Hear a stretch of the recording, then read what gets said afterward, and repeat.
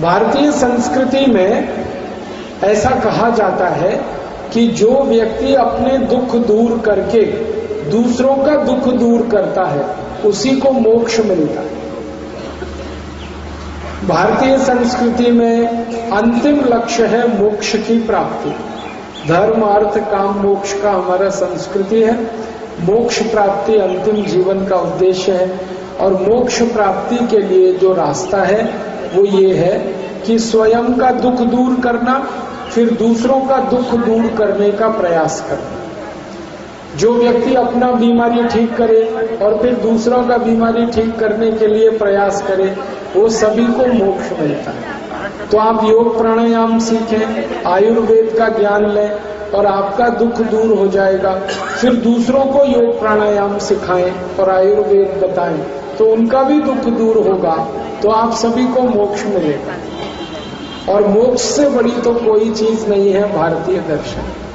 तो योग प्राणायाम और आयुर्वेद का ये अभियान हमने इसलिए शुरू किया कि प्रत्येक भारतवासी अपने जीवन के दुखों को कम करके दूसरों के दुखों को कम करे और मोक्ष में जाए। इसीलिए हमारा ये अनुष्ठान है। तो अनुष्ठान का एक लक्ष्य है सभी को सुखी बनाना, स्वस्थ बनाना, निरोग बनाना। और इसी अनुष्ठान का दूसरा लक्ष्य है भारत का गरीबी दूर करना, बेरोजगारी दूर करना, भ्रष्टाचार रिश्वतखोरी दूर करना, आतंकवाद नक्सलवाद दूर करना। ये भी हमारे अनुष्ठान का लक्ष्य है। आप बोलेंगे ये कैसे करने वाले हैं?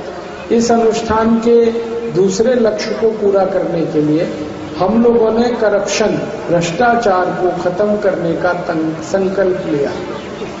हमारे देश में भ्रष्टाचार रिश्वतखोरी बहुत ज्यादा।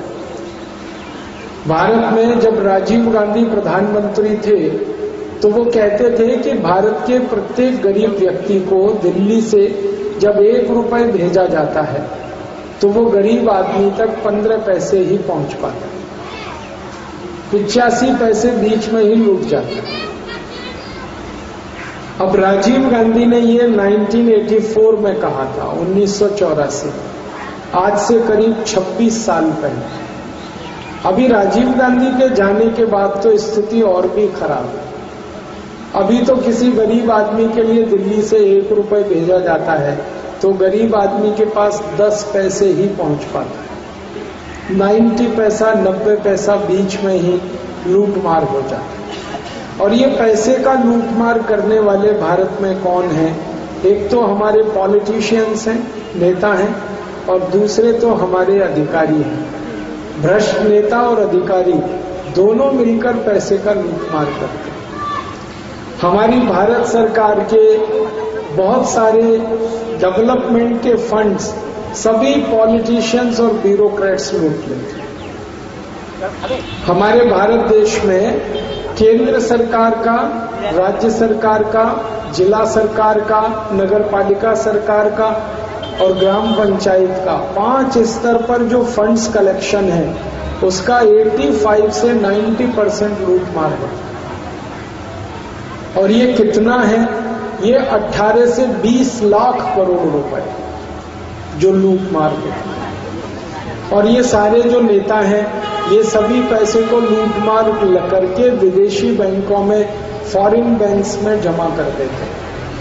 हमारे भारत के जो भ्रष्ट नेता और अधिकारी हैं उनका अभी फॉरेन बैंक्स में 330 लाख करोड़ रुपीस डिपॉजिट है, 330 लाख करोड़ रुपए।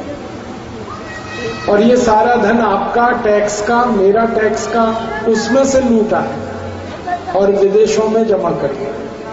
अभी हमने एक संकल्प लिया है कि भारत के नेताओं ने ये जो धन लूटकर विदेशों में जमा किया है इस धन को भारत में वापस लाना है और इसी धन से भारत का गरीबी को मिटाना है, बेरोजगारी को मिटाना है। आप बोलेंगे क्या ये धन वापस आ सकता है? हाँ, आ सकता है।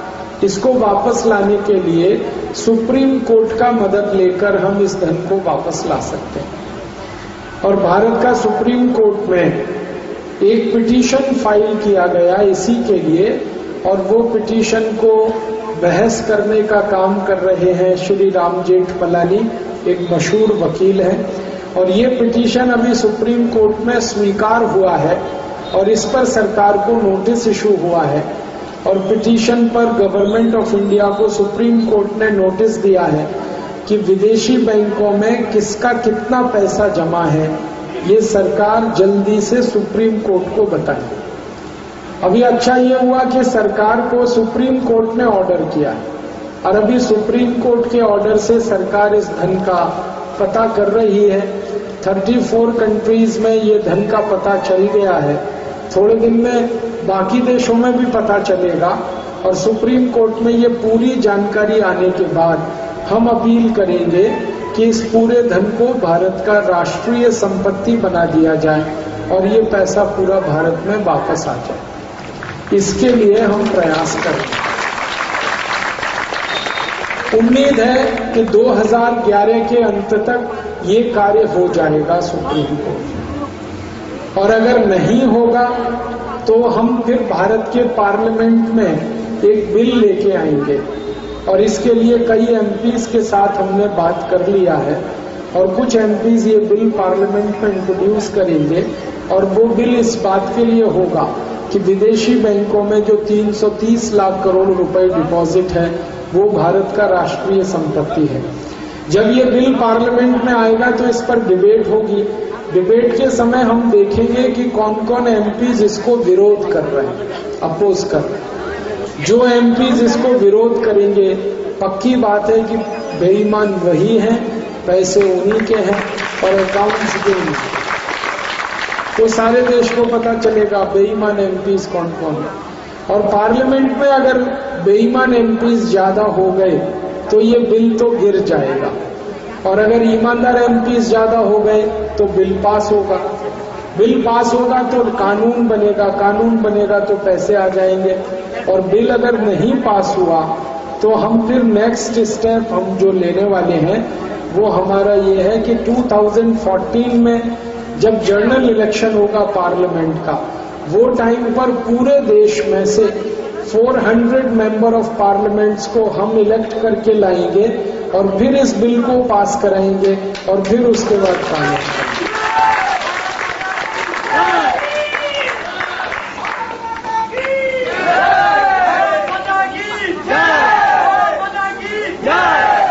हमारे बहुत सारे मित्र ये प्रश्न करते हैं कि 400 एमपीज आप कैसे जिता के ले आएंगे। बहुत सिंपल है, एक सन्यासी ने ये संकल्प लिया है और सन्यासी के लिए कोई भी काम असंभव नहीं है। सन्यासी का सभी काम पूरा हो। परम पूजनीय स्वामी रामदेव जी एक सन्यासी, उन्होंने ये संकल्प लिया और उनके साथ ऐसे 70 और दूसरे सन्यासियों ने भी संकल्प लिया। हमारे भारत में एक बड़े महान संत हैं परम पूजनीय स्वामी सत्यमित्रानंद गिरी, उन्होंने ये संकल्प लिया है 2014 में जब भी पार्लियामेंट इलेक्शन होगा, परम पूजनीय स्वामी सत्यमित्रानंद जी कहते हैं मैं एक एक पार्लियामेंट्री कॉन्स्टिट्यूएंसी में जाऊं। और एक संत है परम पूजनीय स्वामी अवधेशानंद गिरी, एक है परम पूजनीय स्वामी गोविंद देव गिरी, एक है परम पूजनीय स्वामी जयेंद्र सरस्वती शंकराचार्य कामकोटि कांचीपुरम, एक है परम पूजनीय स्वामी मुरारी बापू, एक बहुत बड़े संत हैं परम पूजनीय स्वामी सुधांशु महाराज, एक बहुत बड़े संत हैं परम पूजनीय रमेश भाई ओझा। ऐसे 70 संतों ने संकल्प लिया और वो सब मिलकर जाएंगे 2014 के इलेक्शन में और 400 एमपीज तो आराम से जीत कर आ जाएंगे, क्योंकि ये सब सन्यासियों के जो भक्त हैं पूरे देश में, वो भक्त अगर एक साथ मिलकर वोटिंग करेंगे तो 500 से ज्यादा एमपीज जीत जाएंगे, कुछ प्रॉब्लम नहीं। और एक बार ये एमपीज जीत के आएंगे तो कानून बनेगा, बिल पास होगा, 330 लाख करोड़ रुपए विदेशों से वापस आ जाएगा और इस पैसे को अगर भारत के सभी नागरिकों में हम बांटें, इसका सोना खरीदें, गोल्ड खरीदें और वो सभी भारतवासियों को दे दें, तो भारत के हर एक परिवार को 100 किलोग्राम सोना दान में दे सकते हैं। 100 किलोग्राम को अगर इस पैसे को भारत के गांव में बांट दें प्रत्येक गांव को 100 करोड़ रुपए दे सकते। प्रत्येक जिले को अगर ये पैसा दे दें तो हर एक जिले को 50,000 करोड़ रुपए दिए जा सकते। माने गरीबी बेरोजगारी तो संपूर्ण ठीक हो सकता है। हमारा ऐसा एक प्लान है कि ये जब भी पैसे वापस आएंगे 330 लाख करोड़, तो इससे गांव गांव में हम इंडस्ट्रीज लगाएंगे। हर गांव में 100 उद्योग, हर एक गांव में 100 उद्योग, और हर एक गांव में 100 उद्योग लग जाएंगे तो 64 करोड़ 64 करोड़ भारतवासियों को उसमें नौकरी मिलेगी, रोजगार मिलेगा, और 64 करोड़ लोगों का बेरोजगारी तो समाप्त होगा, फिर गरीबी भी खत्म हो जाएगी। और ये जो पैसे आएंगे ये विकास के कार्य में खर्च करेंगे, गांव गांव में रोड्स बनाएंगे, हर गांव में स्कूल कॉलेज बनाएंगे, हर गांव में आयुर्वेदिक हॉस्पिटल बनाएंगे, हर गांव के चासी बंधुओं को चासी के कार्य के लिए जल का आवश्यकता होता है, तो उसके लिए तालाब और सरोवर हर गांव में बनाएंगे। हर एक गांव को तो 24 घंटे इलेक्ट्रिक सप्लाई देंगे। ये सारा डेवलपमेंट का कार्य करने के लिए मात्र 30 लाख करोड़ खर्च होगा, और धन हमारे पास 330 लाख करोड़।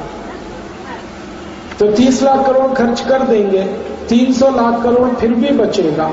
वो बचे हुए धन को बैंक में डिपॉजिट करें, फिक्स डिपॉजिट, तो उसका 1 साल का जो इंटरेस्ट है वो 30 लाख करोड़ आएगा। और उतना इंटरेस्ट अगर देश का उपयोग में आए तो टैक्स लेने का जरूरत ही नहीं पड़ेगा, सारे टैक्स माफ कर सकते हैं, और टैक्स माफ हो जाएंगे तो सारा महंगाई खत्म हो जाएगी। अभी हमें पेट्रोल है 55 रुपए 60 रुपए लीटर, टैक्स समाप्त होने के बाद पेट्रोल होगा 16 रुपए लीटर। अभी डीजल है 40 रुपए लीटर, टैक्स समाप्त होने के बाद 7 रुपए 50 पैसे लीटर। अभी कैरोसिन 20 रुपए लीटर, टैक्स समाप्त होने के बाद 3 रुपए लीटर होगा। एलपीजी सिलेंडर अभी 370 रुपए का होता है, टैक्स समाप्त होने के बाद ये 50, 55, 60 रुपए का तो हो जाएगा। नमक अभी 8 रुपए किलो है, टैक्स समाप्त होने के बाद 50 पैसे किलो हो जाएगा। सीमेंट एक बैग अभी 300 रुपए का आता है, टैक्स समाप्त होने के बाद 72 रुपीज का सीमेंट बैग आएगा। लोहा अभी 50 रुपए किलो है, टैक्स समाप्त होने के बाद 12 रुपए किलो हो जाएगा। कोई भी वस्तु सस्ती होगी। आप यदि कोलकाता में अभी घर बनाएंगे तो 10 लाख रुपए में घर बनेगा, टैक्स समाप्त होने के बाद यही घर 3 लाख में बन जाए। हमारे किसी भी परिवार के व्यक्ति को हम इंजीनियरिंग के लिए IIT खड़गपुर भेजते हैं तो 5 साल का खर्च 5 लाख रुपए आता है, टैक्स समाप्त होने के बाद 70,000 रुपए में वो इंजीनियरिंग का पढ़ाई कर सके। अभी भी MBBS MD कराने में 40 लाख रुपए खर्च होता है, टैक्स समाप्त होने के बाद तो 4 लाख में MD हो जाए। सभी पढ़ाई सस्ती होगी, घर सस्ता होगा, घर बनाना सस्ता होगा, घर की वस्तुएं सस्ती होगी, महंगाई पूरी समाप्त हो जाएगी, और सभी लोग तो थोड़े आराम से जीवन बिताएंगे, थोड़ा समृद्धि ज्यादा बढ़ेगी, घर खर्च कम होगा तो बचत ज्यादा बढ़ेगी, और उससे देश की तो समृद्धि बढ़ेगी। ये हमारी प्लानिंग है। और एक बात हमें करनी है कि देश का सारा डेवलपमेंट होने के बाद, गरीबी बेरोजगारी समाप्त होने के बाद, महंगाई समाप्त होने के बाद, भ्रष्टाचार को समाप्त करने के लिए नया कानून बनाएंगे, और वो कानून ये होगा कि जो भी कोई रिश्वत लेगा और वो पकड़ा गया तो 3 महीने में उसको फांसी की सजा हो, फिर कोई रिश्वत नहीं है। जब 2-3 नेताओं को फांसी पे चढ़ा देंगे फिर सभी नेता सीधे हो जाएंगे, 2-3 अधिकारियों को फांसी हो जाएगी, सब रिश्वत लेना बंद करेंगे। और अंत में हमें भारत की कुछ और सीरियस प्रॉब्लम सॉल्व करनी है। भारत का बहुत सारा भूमि चीन के कंट्रोल में है, वो वापस लेना है। 72,000 वर्ग मील भूमि है जो चीन के पास है, वो वापस लेना है। हमारा पाकिस्तान का वन जो हिस्सा है जम्मू कश्मीर का, वो 1/3 पाकिस्तान के पास है, वो वापस लेना है। इसके लिए संयुक्त राष्ट्र में भारत के समर्थन में प्रस्ताव कराना है और हमारा जमीन वापस लेना है।